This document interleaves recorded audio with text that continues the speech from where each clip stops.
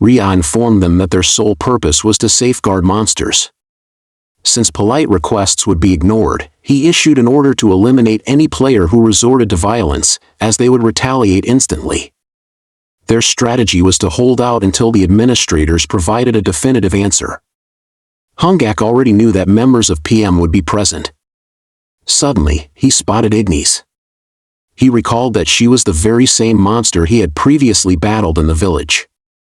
He was on the verge of launching an attack somewhere else when, unexpectedly, the purple-haired monster assaulted Hungak. Hungak gritted his teeth. He challenged the monster, inviting her to die before anyone else if she truly desired it. The PM members initiated combat with the bug report guys, thus keeping the monsters occupied with eliminating the humans.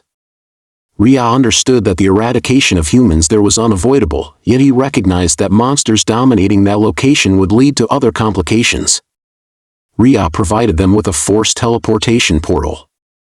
After ensuring the safety of all humans, they planned to return the monsters to one of their designated jurisdictions. Yun drew her pistol. She informed Ignis that this was no place for her to interfere, as her skills were specifically tailored for bullets. Ignis glared at Yun with fury. Both of them dashed toward each other. Having been rankers for several years, Yun recognized the gravity of this situation. She comprehended that this was a life-or-death scenario, and she had no time for hesitation. She activated the ultimate skill of Deadshot. With a resounding bang, she surged toward Ignis. True to its name, this skill never missed its mark and always ensured its target's demise. Yun believed the monster was now finished. The moment she attacked Ignis, Ignis activated her skill, Pillar of Fire. The towering flames were incredibly intense. Yun was astonished to witness her bullet melt away in the inferno. Amidst the fiery blazes, Ignis declared that although her existence might be based on something intangible, she believed it should not be underestimated. She then unleashed the rage/skill and struck Yun. Yun clenched her teeth, bewildered by how these monsters could possess such abilities. Leo urged everyone to keep pace. He emphatically instructed them not to perish. He then placed his foot on a stone and immediately sprang toward his next destination. He activated his skill, Will of Fire. Flames engulfed the entire area. The monsters drew strength from their captain. His skill was directed at attacking the bug report guys. The bug report guys realized that these monsters had suddenly become significantly more formidable. However, they maintained that even the most powerful monsters were still nothing more than a source of experience points XP for them. The monsters positioned themselves in front of the bug report guys. The ground began to tremble. Leo entrusted the situation to the kitty cat. Kalina rebuked Leo, reminding him not to call her kitty cat, as she had already told him. She decided to handle the situation herself. That power was a pure flame. No other word could adequately describe it, for it was the very force of being itself. Leo's skill, Will of Fire, enhanced his allies' statistics, initially placing them in a unique state. Every living creature harbored a will within it, and Leo's skill represented the ultimate awakening of that will. Swords clashed against each other, and he wondered where they had all acquired such power. He firmly believed they would emerge victorious, starting from this very location. A tremendous blast occurred, leaving a gaping hole in the wall after the explosion, from which he was observing the ongoing fight. Leo materialized there. The boss of Bug Report spotted him, scoffed at him as a little insect, and inquired if he had any regard for his own life. The unknown player seated on the chair learned that they had vanquished the warriors of the desert. He mused that the time had arrived to release them. The boss of Bug Report concluded that the monsters were more capable than anticipated, but he challenged Leo, asking if he had arrived because he was certain of victory. Leo informed the boss of Bug Report that while he was powerful, he doubted he could contend with both of them. Therefore, he had brought someone who had unfinished business with him. Waves began to ripple through the air. He could perceive a spark in the atmosphere. He was surprised to see Frel standing before him. Frel was aware of the Bug Report people's recent activities. He demanded to know how many monsters they had slaughtered. He insisted that the human answer him. The boss of Bug Report told him to cease his attempts at appearing noble. Kalina knew that Leo had successfully infiltrated the throne room. Additionally, the others were tasked with raiding the church, and she detected a strong surge of air. She pondered who that person could be. Meanwhile, Palette leaped toward her. She was bewildered as to why Palette was attacking her. So, Palette told her to cease fighting. Kalina observed that Palette was now a part of PM, but she told Palette that she had to understand that ideals alone would no longer save them. She also implored Palette to recall Leo's skill, which also applied to her. Palette swung her sword, assuring the monster that they would protect her and transport her to a safer location. So, she told her to relax. And then the monster smacked her across the face. Palette had no comprehension of where such immense power was originating. The impact rattled her entire body. Palette informed the monster that PM would take control here, and they would relocate to another place. Fighting in this manner would only increase the number of casualties. Kalina questioned Palette if she had forgotten they had anticipated this outcome when they first arrived. She then jumped onto Palette. Palette parried her attack with her sword. Kalina realized that this was their destined place. She felt sympathy for Palette but surmised that she would have to get rough with her if she intended to move her. She couldn't afford to go easy this time. Palette declared that she would take her, even if it meant having to subdue her by force. Both stood facing each other. Their gazes locked. An explosion erupted. And a Bug Report guy appeared there. He saw that PM had resurfaced. He believed there was no place for them to be. On the other hand, Ignis rushed toward the Bug Report guy. Ignis glared at them. She sensed a fading flame on the other side. She immediately sprinted in the opposite direction. A Bug Report guy stood there, wielding a sword. The monster apologized to Leo in his heart, acknowledging that he hadn't been sufficient. Before he could attack the monster, Ignis seized the sword and halted him. Ignis realized that it looked like he was the one who was going to die. The Bug Report guy saw PM and questioned Ignis about their presence. Ignis slashed him with her sword. Ignis asserted that this was none of their concern. The monster expressed gratitude for saving him, though he hadn't realized that PM was assisting them. Ignis informed him that they would teleport them to a specific location using a portal stone. The monster told Ignis that she would lead them out of there. While crying, he told Ignis that he couldn't do that to them, no matter what. They had decided to fight the humans here, so he couldn't abandon his comrades. They needed this battle to live as themselves. The monster knew this was their fight. He didn't care if he died in the process. He knew that he needed to remain here and fight until the end. She wondered if she should crush this monster's will and relocate him or simply allow him to continue fighting in this perilous place. She began to contemplate her next course of action. The monster asked Leo what he should do now. Leo told him that he didn't need to go to Hirion. He informed him that if he wished, he could remain here. It was his decision. The monster recalled having lost all his companions simultaneously before. And he also recognized that it would happen again if he didn't resolve this issue. He decided to fight alongside Leo and asked to join the battle. Leo told him to be ready in that case. Suddenly, he perceived a light. He asked Leo to explain the light he was seeing. Leo informed him that this light only appeared when his ego had awakened. And his emotions were filled with courage. The monster began to appear exceptionally courageous. One of the Bug Report people approached him.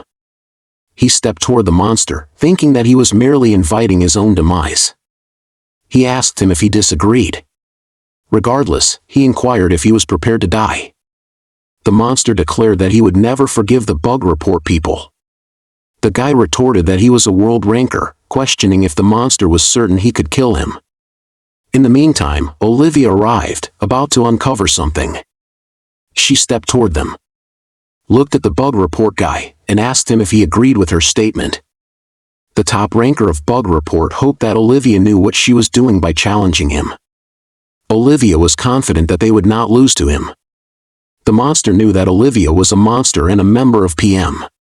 He asked Olivia how she planned to defeat him. Olivia acknowledged that he was a world ranker, making him difficult to defeat. Nevertheless, she told him to observe how things would unfold, emphasizing that they had to defeat him. All monsters had grown stronger since the world tree fell. Furthermore, Leo's ally buff skill had amplified their power even further.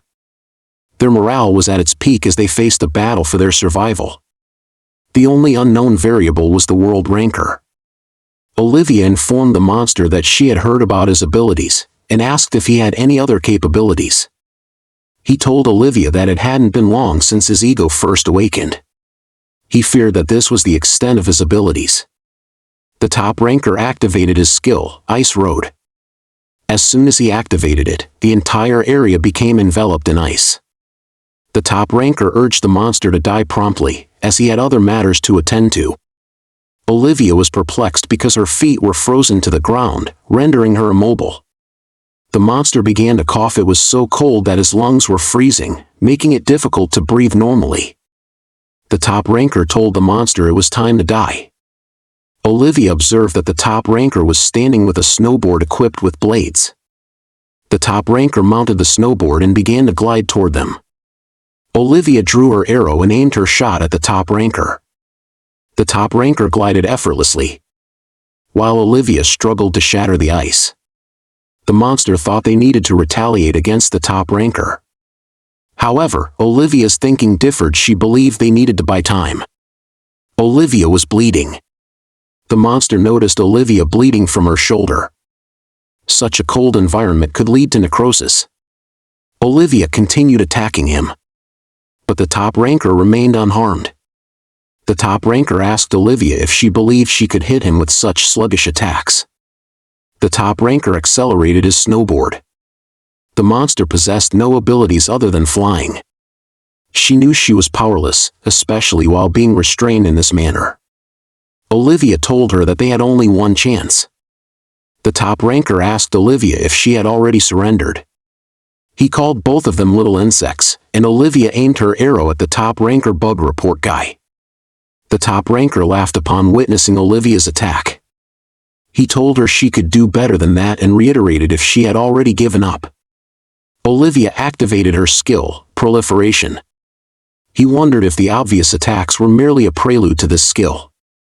A blast occurred within a minute, and the top ranker remained completely unscathed even after the explosion. He asked Olivia if she thought she could eliminate him with such useless attacks.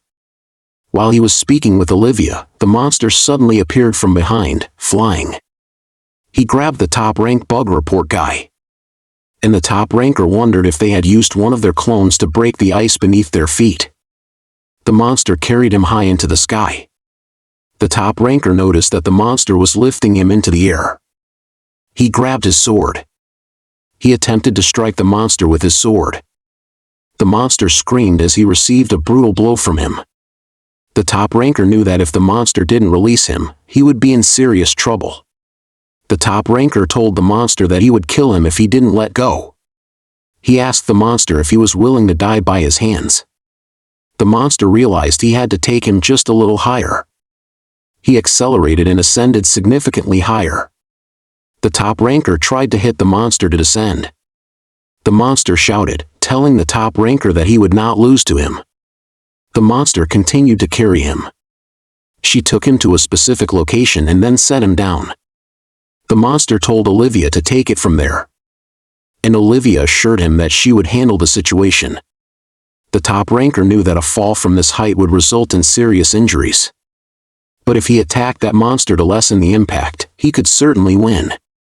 Conversely, Olivia knew that an opponent couldn't dodge an attack midair.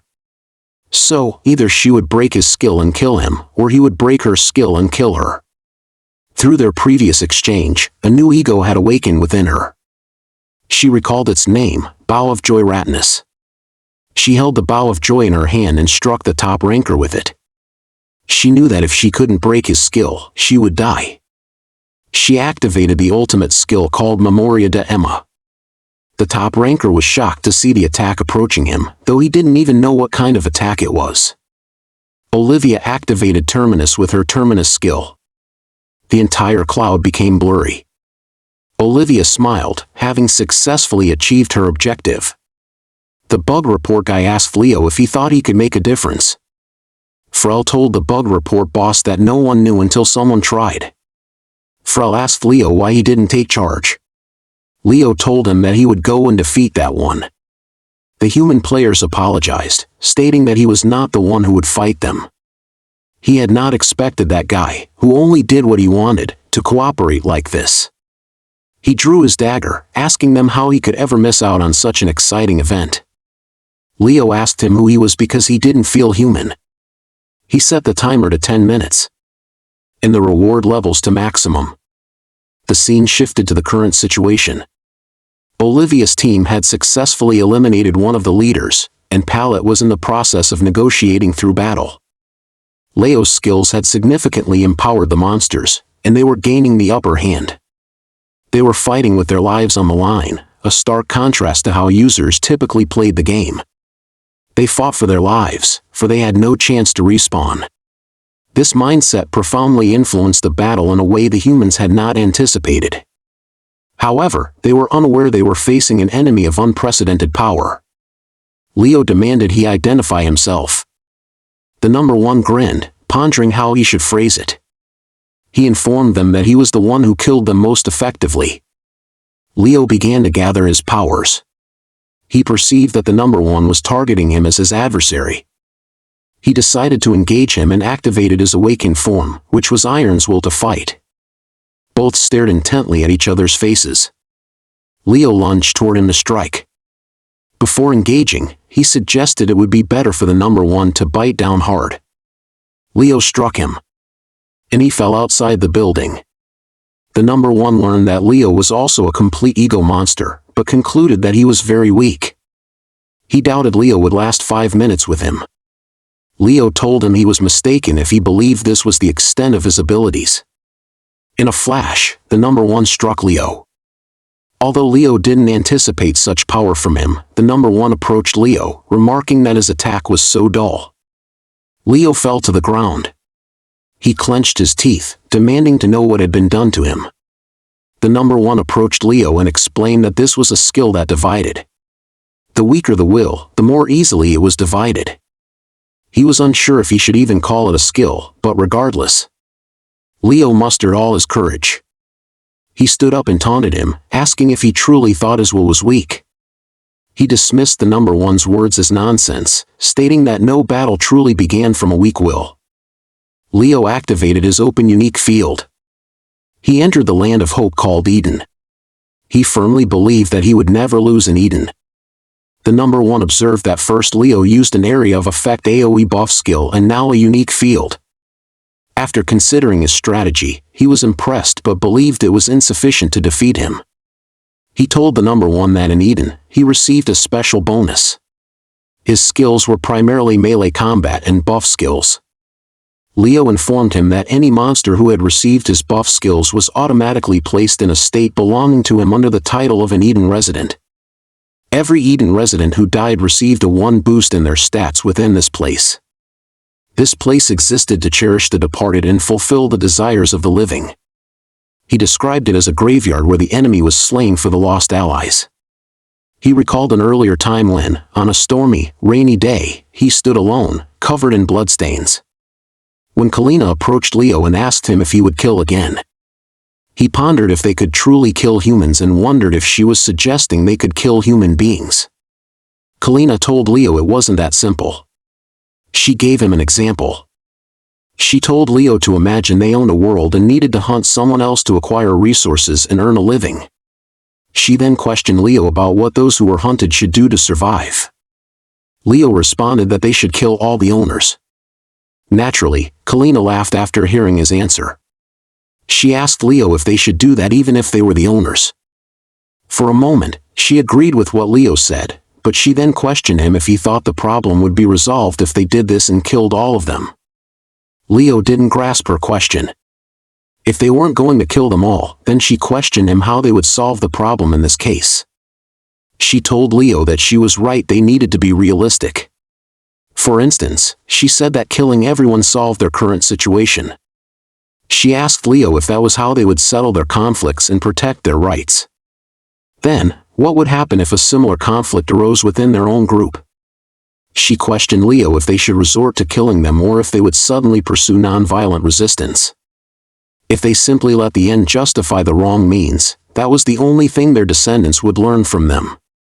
She believed it was a fact that there were people who felt trapped, and that was why discrimination and conflicts occurred even within a group of the same kind. She told Leo that the most important thing was how he protected himself and his rights. She was firm that this was the way to prevent one's rights from being stripped away. Leo continued to stare at her. She told Leo that, fortunately, humans' hair kept respawning, so it would be a good idea to demonstrate that they were not to be trifled with. But she was certain they should not kill innocent players and should avoid unnecessary conflict. This was the only way they would eventually agree with them. Leo didn't think he had ever heard her name before. She told Leo that her name was Kalina. She extended her hand to Leo and asked him to change the world with her. Kalina hoped that Leo remembered his promise to her that day. She wished that Leo would never die on her. Kalina was sitting amidst the ruins of destruction, her face filled with hope. Leo told Kalina not to worry because he couldn't die at the moment, as he remembered he had a promise to keep. He was doing this for them. And he was doing it for himself. Leo's entire body was enveloped in energy. Without warning, Leo appeared behind him. He punched him. The entire area reverberated with loud bam-bam noises. The number one's shield shattered. He fell to the ground. He observed that this shield was worth a fortune in real-world money, yet Leo had torn it apart with a single blow. He saw that Leo's powers were quite impressive. Well, he sensed some sensation and wondered what this sensation was. He pondered if it was some form of paralysis and asked his partners what was happening. He happened to see his army standing there with bright, shining eyes. He grinned, realizing how this was going to unfold. On the other hand, Leo screamed and leaped onto him. He punched him, but the number one blocked Leo's punch before it connected. The ground violently shook apart from a single blow from Leo. Leo gazed at the tremendous power the number one possessed. He was surprised to see that the number one had vanished from that spot. Within a second, the number one appeared from behind, holding his dagger. He told Leo that he resembled the one-armed king. He complimented Leo, stating that his poison resistance and battle instincts were not bad. He told Leo that they should enjoy his 5 remaining minutes. Leo told the number one that he was also impressed by him. Both stood facing each other. While stepping toward him, Leo internally requested Kalina that if he ever died, she must help him finish building a world solely for them. Leo activated his ultimate skill called Last Will. He raised his hand to gather sufficient power by activating his skill. This skill demanded a monster to invest everything they had, including their entire ego. There was nothing more beautiful than a fire that burned at its brightest. Perhaps this was what he longed to see in every battle he participated in. He remembered the old times when he was lying on his deathbed. With an oxygen mask on his face, his heartbeat was slowing. He was informed that his family had died early, and he had no relatives to help him as his own life slowly faded away. He was questioned about what he lived for now. The number one told the administrator that he didn't want to die yet. The guy asked him if there was anything he wished to do. The number one told him that he wanted to be the main character. The guy decided to introduce him to a new world. He told him that he could determine if it was heaven or hell for himself. The name of the world was Hidden Ego. A fight for what each side stood for. It was time for him to prove his will to protect his values. An immense amount of light began to appear. The light was so intense that even opening one's eyes was becoming a challenge. Both clenched their fists, preparing to strike each other. Suddenly, an explosion occurred with a thunderous boom. The number one struck Leo so brutally that he was on the verge of death. Leo fell to the ground. Blood dripped from his body. He began to cough. Leo guessed he wasn't destined to make it, even after exerting all his strength. The number one told Leo that he was wrong because he did make it. Leo's entire body was covered in blood. He observed that after all the commotion he caused, he had only managed to inflict a minor scratch on his face. He concluded that the number one was indeed exceptionally powerful. He apologized to Kalina, realizing that he wouldn't be able to keep his promise from that day. He told Kalina in his heart that she was now in charge of everything. With these final words, his body shattered into pieces, and he vanished. The system notified the number one about the remaining time. He saw the timer in front of him and realized that the time had also expired.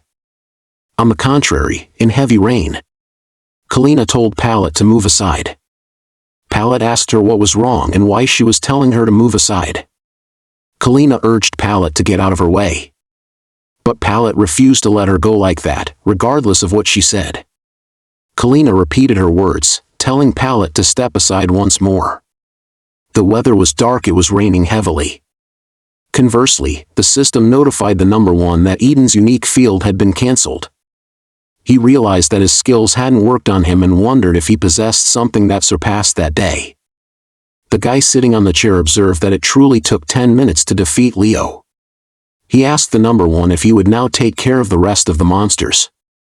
The number one told him that he would kill every single monster present there. The bug report boss told the number one that he would join him soon after he finished his work here. The number one grinned upon hearing him. In the meantime, the monster stepped in. He saw that the bug report people were indeed taking it too easily.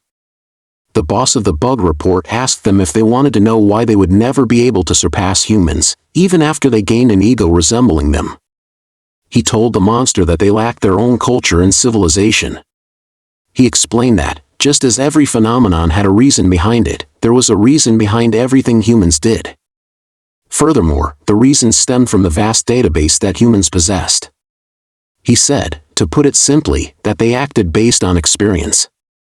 For instance, he said to consider an unfortunate human who experienced domestic violence daily and a girl who grew up with abundant support from her family and friends.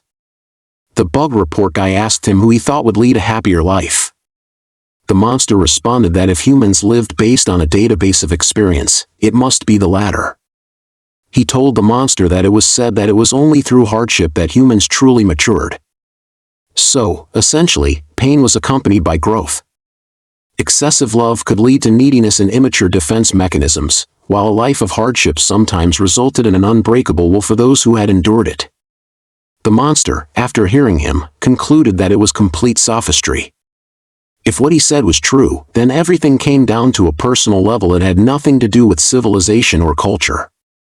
The bug report boss told him that sometimes the environment made it impossible. However, there were always exceptions, which made it impossible to deny. He approached the monster and told him that he had no experience with it. Everything he experienced had been artificially prepared for him. He told him he was like a lab rat in a glass box. With intense aggression in his eyes, he made it clear to the monster that their pathetic ideological warfare meant nothing to humans. The scene shifted to the other side, where the monster was engaged in a fight with a bug report guy.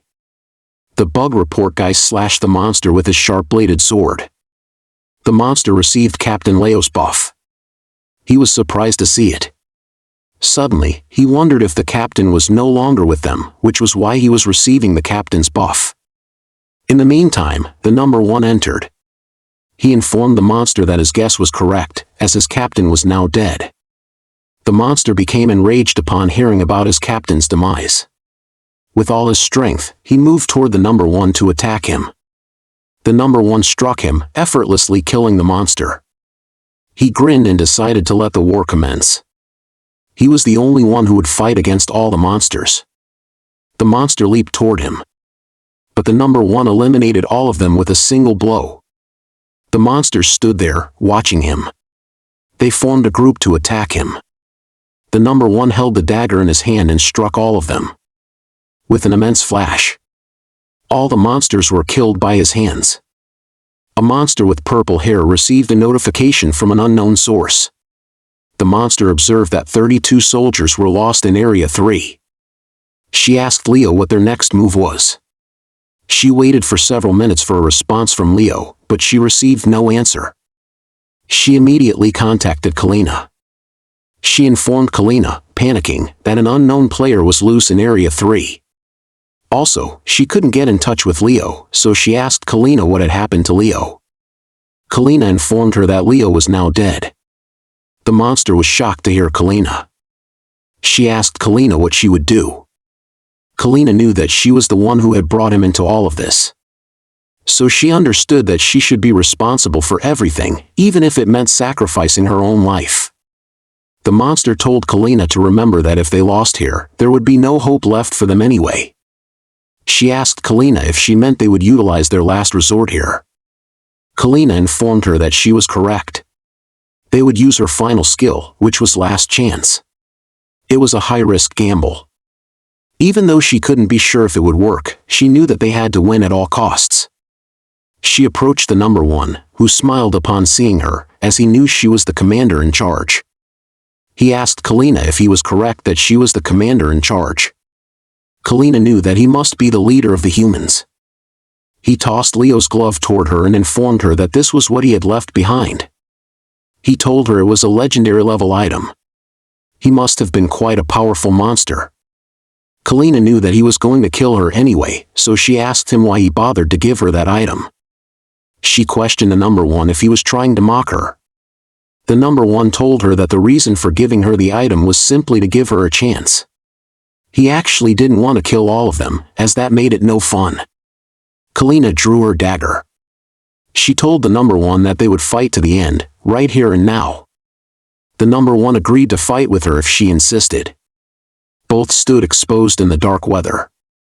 A monster whose name was Amber asked Chloe if it was time for them to intervene. Chloe was certain that he wouldn't stand by and watch all of this unfold. He told Chloe that they should then go and participate. It wasn't as if he always possessed a will of steel. It was after two ego monsters saved her life and sent her to a secret location on the map. There she met a group of monsters just like her. But that place was a sanctuary for them. Most of them were unable to overcome their fear of humans. She was one of them. But he noticed some people were trying to change. One of the monsters yelled at everyone, asking when they would ever stop being such cowards. After listening to one of the monsters attempting to agree to fight against the humans, the monster began to murmur. The monster asked all of them if they would hide in fear, waiting for the humans to strike them again. He told everyone that if they did this, they would never succeed. To Kalina, it felt like a change was imminent, and she eagerly awaited it. Suddenly, the monster trying to rouse them from their cowardice was bullied as he was struck by a stone that hit his eye. One of the aged monsters stepped forward, stating that he supposed he had a way to defeat humans. A way to win this war against them while eliminating them all in the process. The monster agreed with the aged monster because they knew that if the humans ever saw them again, they wouldn't leave them alive because, after all, they were the owners of this world. So they weren't sure if they could even fight them off. Kalina saw that they were all cowards who were afraid of change. She wondered what she had expected from them. She realized that they needed an influential leader to transform them. She constantly questioned herself when this loser's life would end and when they would live a life with freedom and pride. She kept searching for someone who could completely change their lives. It was around that time that it began. Suddenly, she saw someone had jumped to the ground.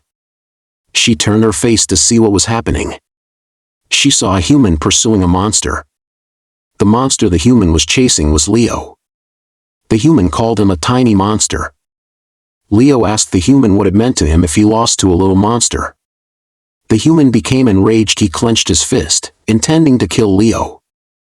Leo activated his skill to eliminate the human. And as soon as he enabled the skill, he began to overflow with power. His power was simply overwhelming. The look in Leo's eyes assured Kalina that this was the monster who would change their lives forever. Kalina began to chase him. Leo asked Kalina when she would stop pursuing him because it had already been 2 weeks. So he urged Kalina if she wasn't tired of it. Kalina told him that she would stop chasing him when he said yes to her. Leo adamantly informs Kalina that he has no intention of agreeing to her request. He clarifies that despite their shared monstrous nature, it provides no compelling reason for him to offer assistance. Kalina, however, remains confident in his eventual cooperation. She then boldly states her conviction to Leo. Leo gazes at her, probing what precisely led her to such a belief. Kalina explains that her certainty stems from his inherent capacity and extraordinary power to intervene. Suddenly, a human figure abruptly enters the scene. The human surveys both monsters, questioning their presence and activities. He mockingly inquires if Leo and Kalina are perhaps enjoying a picnic. Deciding swiftly, the human resolves to eliminate both of them to accumulate kill points. His intense gaze settles on Leo. Leo swiftly charges towards the human, who simultaneously draws a dagger, intending to strike him. The human expertly ensnares Leo within binding ropes. Leo immediately recognizes that this individual is remarkably different from any human he has encountered previously. The human then launches a peculiar death and die machine in Leo's direction. The device begins to spin rapidly. The human callously commands Leo to perish. As the machine ceases its rotation, the human lunges at Leo, aiming to deliver a fatal blow. Leo realizes he has no way to evade this final human assault. Without a moment's hesitation, Kalina bravely positions herself between them, shielding Leo by intercepting the human's attack. She endures the strike herself, preventing Leo from being hit. Kalina understands this is her solitary opportunity and places her unwavering trust in him. Leo is utterly astonished by Kalina's selfless action. The human scoffs, asking Kalina if she truly believes her speed is sufficient to defeat him. Kalina then activates her unique skill, moving with such incredible velocity that she becomes utterly invisible to the naked eye. The human is completely bewildered, stunned to witness Kalina's instantaneous disappearance without a trace. Kalina quickly appears behind the human, securing a firm grip from his back. Kalina begins to exert immense pressure on the human from her vantage point. She holds him tightly and instructs Leo to launch his attack immediately. Leo channels his formidable energy and strikes the human with every ounce of power he possesses. The human finds it utterly inconceivable that such an impact could be possible. Kalina's eye begins to bleed. Some time passes, and after their successful defeat of the human, Leo offers a heartfelt apology to Kalina for the injury her eyes sustained during their confrontation with the human. Kalina calmly takes the dagger in her hand and deliberately slashes her own eye. Leo cries out in alarm, questioning her drastic action. Kalina's eye bleeds profusely. She then asks Leo if he observed that she inflicted the wound upon herself, thereby asserting that he no longer needs to bear any guilt. Leo smirks, concluding that she truly is an exceptionally unique individual. Nevertheless, he decides to heed Kalina, eager to hear what she has to impart. Leo then announces to everyone present that, from this moment forward, all individuals shall comply with his directives. He formally introduces himself, stating his name is Leo and proclaiming himself their new leader. As he delivers this declaration to the other monsters, an aged monster suddenly hurls a stone at Leo. The elder monster challenges Leo's perceived authority, demanding to know who he believes he is and what grants him the right to command them. He questions who authorized Leo to demand their sacrifice, accusing him of being merely another hypocrite seeking to exploit them for personal fame. Leo retaliates by striking the aged monster directly in the face. The aged monster is sent flying a considerable distance after being hit by Leo's punch. Leo sternly tells the aged monster that he has only two possible choices. He can either choose to be a coward and remain hidden in perpetual fear, or he can join Leo and strive to reshape the world alongside him. The monsters observing this exchange begin to murmur amongst themselves. Leo then declares to everyone that their current location will henceforth be known as Eden, their land of hope. Sometime later, Leo confides in Kalina that the initial emotion he experienced upon seeing her was profound respect. This respect, he explains, subsequently blossomed into confidence regarding their shared objective, ultimately leading her to become the most critical person in his entire existence. He laughs, acknowledging the inherent awkwardness of this confession. Apparently, humans refer to this particular emotion as love. Consequently, he implores Kalina to press onward and secure their victory, even if it means his own demise. They both stand together beneath the open sky, amidst a downpour. When Kalina activates her ultimate ability, the inversion skill, which represents her last chance. The skill successfully activates, and Kalina is overcome with immense joy, relieved that it ultimately functioned as intended. Kalina grins broadly. The system then notifies Kalina of her current HP, which stands at 1,529,000 out of 1,530,000, while the number one's HP is 14,000 out of 32,000. He deduces that Kalina successfully swapped her HP with his. Kalina confirms that her inversion skill allows her to exchange her HP with that of her adversaries. Furthermore, the weapon she wields possesses the capability to utterly eliminate an opponent whose health falls below a specific threshold. She acknowledges that the inversion skill has a strict time limit of 5 minutes, after which everything will revert to its original state. She assumes he understands that they will have a legitimate chance if she can successfully eliminate him before that time expires. The number one is visibly flustered, embarrassed by the immediate game over he faces in a single blow. Kalina then inquires if the number one wishes to learn her secret. She reveals to the number one that she possesses zero natural talent for combat, but she was blessed with an entirely different gift. The name of this blessing is God's Speed. She activates God's Speed, which is the reason for her extreme velocity. She swiftly vaults over the number one. She brandishes her weapon and, utilizing her astonishing speed, strikes the number one. He questions if what he is witnessing is merely an afterimage. In response, he activates his own ego skill. Kalina has indeed activated the ego skill of 7 afterimages. The number one understands that only one authentic figure exists among these 7 afterimages. He slashes at one of the 7. Kalina lunges at him with all her might. She attacks the number one with brutal force and stabs him. He finds it utterly impossible to accept the fact that he was actually hit. The number one shatters into countless pieces. Kalina is overjoyed by her victory. She is utterly amazed that she triumphed without even Leo's direct involvement. She realizes they have a strong chance if they can secure this location before human reinforcements arrive. Kalina reassures Leo not to be disheartened, reminding him that he has already achieved his revenge. Suddenly, she hears a sound behind her, realizing it was merely a hallucinogenic fruit. She turns to see that the number one is still alive. He approaches her and reveals that the fruit he used induces a powerful hallucination in his opponents. Kalina is bleeding profusely. The number one informs her that this particular fruit was custom-made, making it approximately 20 times more potent than its original form. He then asks Kalina about her dream. Kalina has no recollection of sustaining such severe injuries. More importantly, she questions herself about the duration since she last employed Last Chance. The number one laughs, amused by Kalina's confusion regarding the current situation. He explains to Kalina that the hallucinations are so intense she doesn't even perceive pain. He estimates that about 10 minutes have passed. He then tells Kalina that the time has come for her demise. Kalina believes this is the end for her as well. She prepares herself to meet Leo in Eden. Before the number one can attack Kalina, Ignis intervenes, blocking his path. Kalina is utterly surprised to see Ignis. Ignis declares to the number one that the time for a rematch has arrived.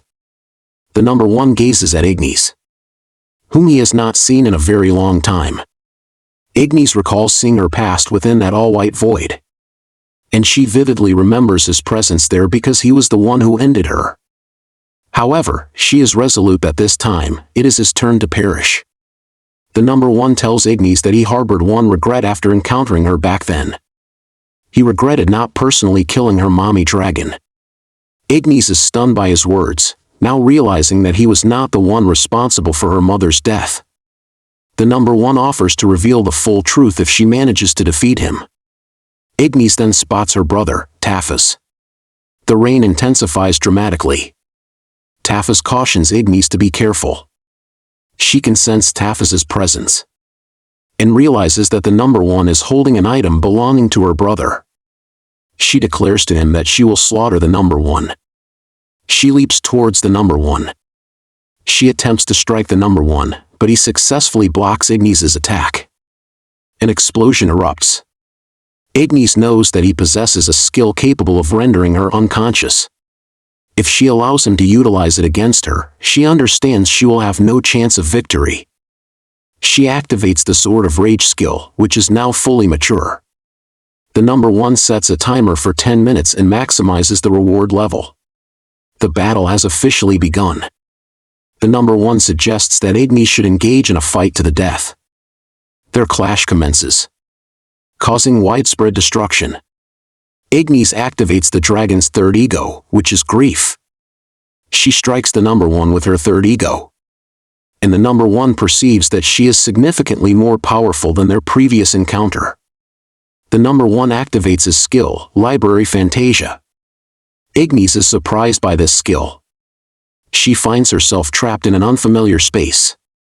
The number 1 tells her that she is quite adept at blocking curses, but she remains defenseless against hallucinogenic abilities.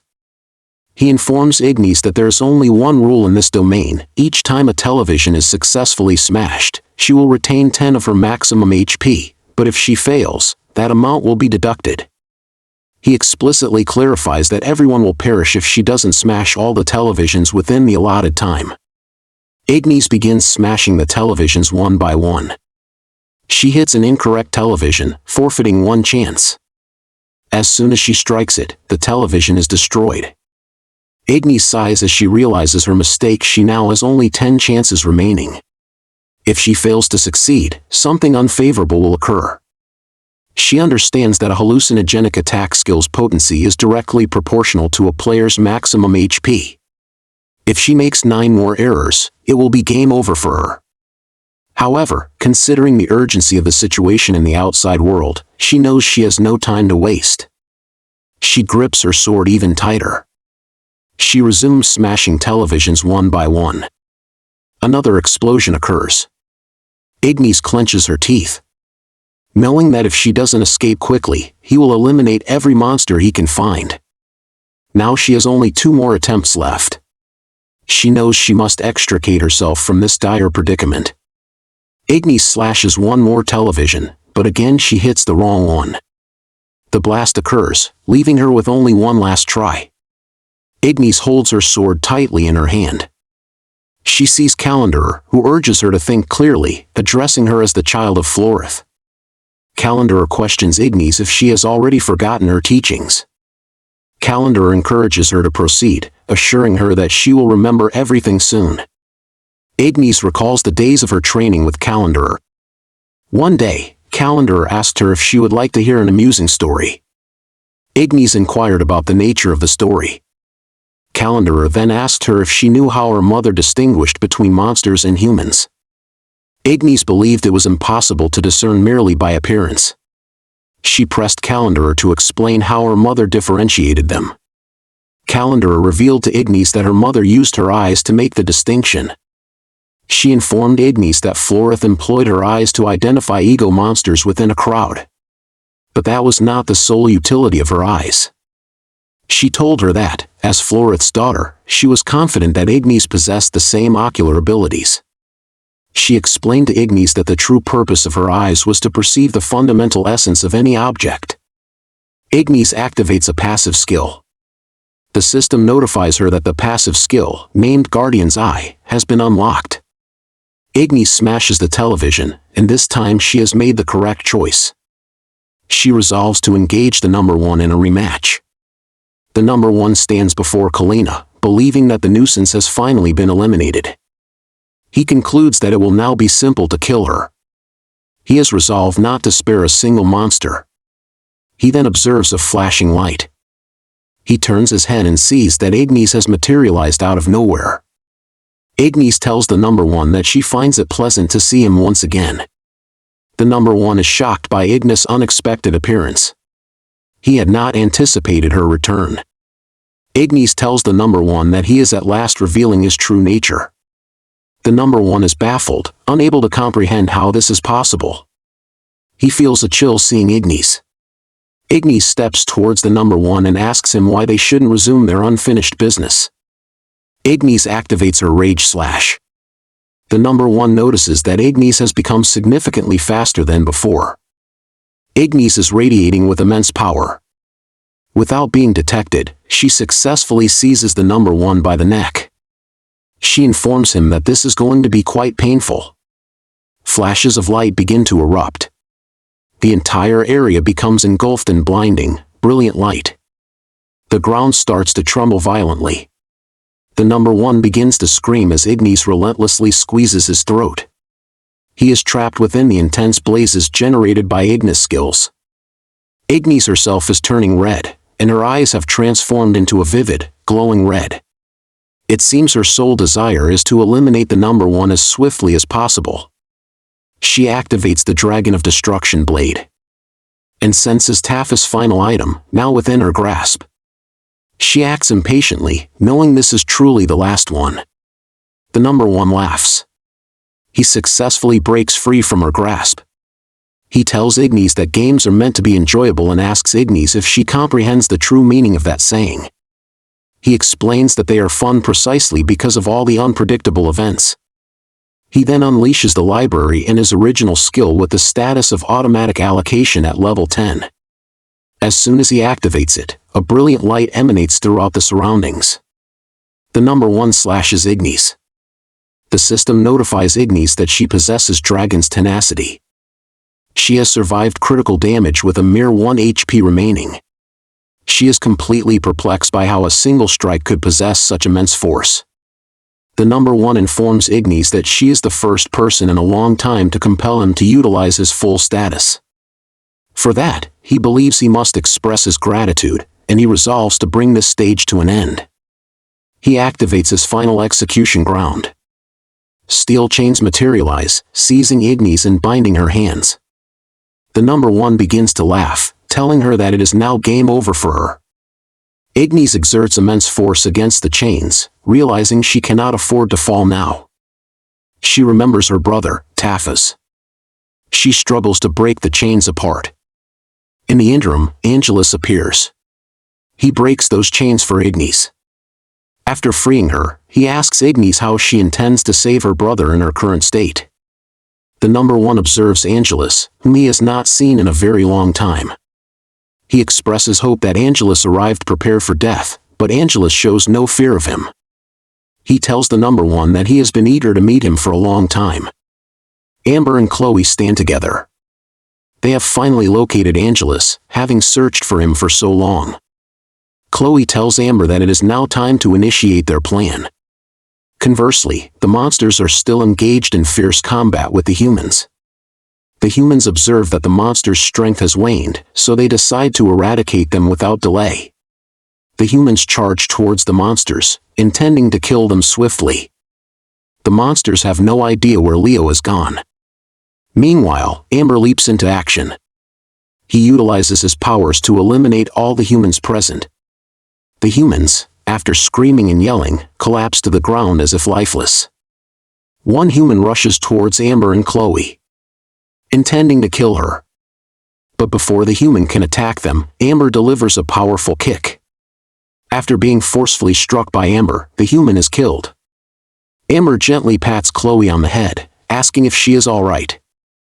Chloe smiles and informs Amber that Angelus is standing directly in front of him. Amber acknowledges this. He is well aware that they require Angelus to launch their plan, which involves transferring all of his ego to all of the monsters.